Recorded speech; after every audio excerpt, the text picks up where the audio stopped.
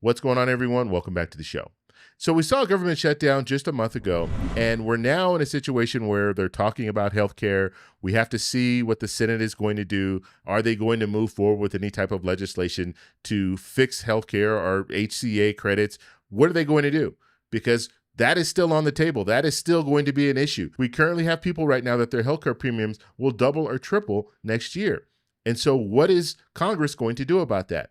So I want to show you a clip today, and we're going to talk a little bit about that in this video. But first off, you guys can do me a favor. Please like the video. If you're watching this video and you want to see more content like this, please consider subscribing to the channel. Okay, let me go ahead and show you the clip. Here we go. This is why the government is shut down right now. These numbers are so insane that people keep saying they're fake. So let me explain to you these very real numbers and what this means not only for the tens of millions of Americans that use the ACA credit, but literally anyone who uses healthcare, because this is what Republicans are fighting for. These are the cheapest healthcare plans available to a 62-year-old in Georgia with a household income of $65,000 a year. This year in 2025, they are paying $228 per month. Without the ACA credits next year, this is the cheapest plan available to them. It's the Anthem Bronze plan, which is going to cost them $1,142 a month. But Chris, those aren't the same plans. And also it's a little misleading because 2025 shows savings. Yeah, this $704 a month in savings, those are the ACA credits. That's what Republicans are trying to get rid of. So even if the plan stayed exactly the same in 2026, if we got rid of the ACA credits, this person would be paying $704 more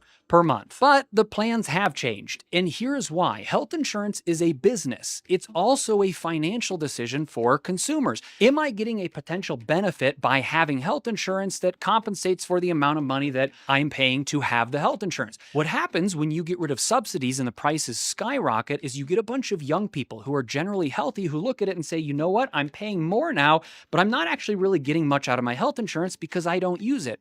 So you get a bunch of young, healthy people who just drop their insurance. Meanwhile, the people that do stick around are people who think the price increase is worth it because they are using their healthcare more often. So you have shifted the pool away from people who tend to be paying in more towards people who are taking out as much, if not more, than what they're paying in. And since it's a business, companies now have to increase their premiums, not just for people who use the ACA credits, but for everyone who has health insurance. But some plans no longer are financially viable, so they're not available. That's why in 2026, this is the cheapest level option available. These are both bronze level plans, but this is why you go from $228 a month to $1,142. This is the credit that everyone keeps talking about that Republicans want to get rid of, and it is wildly unpopular. So they're falling back on their normal talking point, which is to say something like, Democrats are trying to get health insurance for illegal aliens.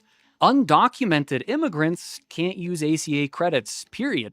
It's impossible. This is what they've shut the government down for, is to make everyone's health insurance rates go up. Okay, so that's the current situation that we're in. Now, if we back up, we're not in a government shutdown anymore, but if we back up, the reason why we went into a government shutdown is because Democrats didn't want to play along with Republicans when it came to the continuing resolution. So basically to fund the government for 2026. Democrats didn't want to play along unless Republicans addressed this issue of credits, the ACA credits.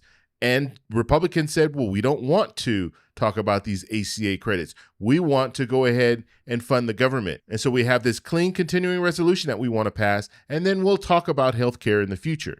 But since Democrats had some leverage, they said, no, we're not going to go along. And that's why we saw a government shutdown. And so we saw this government shutdown for a little less than 2 months. And then in the Senate, you had a few Democrats that said, okay, you know what? We're going to go ahead and move forward with the continuing resolution as long as you promise, Republicans, if you promise that we will take up healthcare in the future in December, then we'll go ahead and we'll go with the continuing resolution. And so that's what happened. So you had some Democrats, not a lot, the majority of Democrats in the Senate still did not want to open the government back up until we had some type of talk of HCA. So they moved forward with some type of legislation to allow these credits. And Democrats even went as far as saying, let's just extend it out for another year and then we can take it up next year. But Republicans didn't want to do that. And so now they open the government back up. And in December, we're going to see what happens in the Senate. Will they take up HCA credits? We don't know. But some people are upset right now because they're starting to get their information for their premiums in 2026, and they're seeing that their premiums have doubled or tripled. And so that's going to be a real big problem for Republicans, because now they're going to have some type of a solution for this. Because one of the things that we saw is, as a result of this shutdown, people started focusing on healthcare and realizing, uh-oh, we have a huge problem.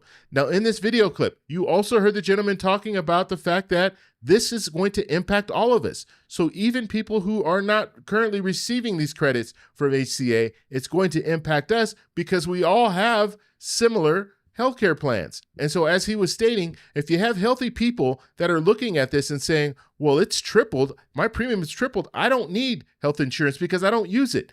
They start to think, I haven't been to the doctors in 3-4 years. So why do I need to be paying 3 times as much? And so they get off the plan. And when they get off the plan, now the people who are on the plan, they're actually going to the doctor. So they don't wait 3 years. They go when they have issues. And so that means these healthcare agencies are paying out more. And so these healthcare agencies are now going to be losing money because you have a lot of people that are healthy and not using healthcare at all, but they are paying into healthcare. But when they stop paying into healthcare, then guess what? Now you're going to be left with people who they could be older, or they could be people who utilize their healthcare much more, but they're not receiving that money from the younger, healthier population. And so what that means is these healthcare agencies are going to raise the rates, raise the premiums on those people who are still on those plans. And so that will impact all of us. So it doesn't matter if you're HCA or not, you could still be in a situation where now you're going to have to contribute a little bit more as a result of what's going on with these credits. And so you can criticize the credits all you want and say, well, we shouldn't have credits for people, receiving healthcare. People shouldn't be on healthcare plans, whatever you want to say. But the bottom line is it's going to impact all of us in the long run. But I want to know what your stories are. So let me know in the comments below. Are you in a situation right now where you're receiving credits from HCA? Is this going to impact you, and how much? Let me know in the comments below. If you like this video, please give it a thumbs up, subscribe for more, and remember, stay informed, stay engaged. I'll talk to you in the next one. Bye. So that's all we have for this video. Make sure if you guys want to send me an email, you can do that, david@thetecshow.com.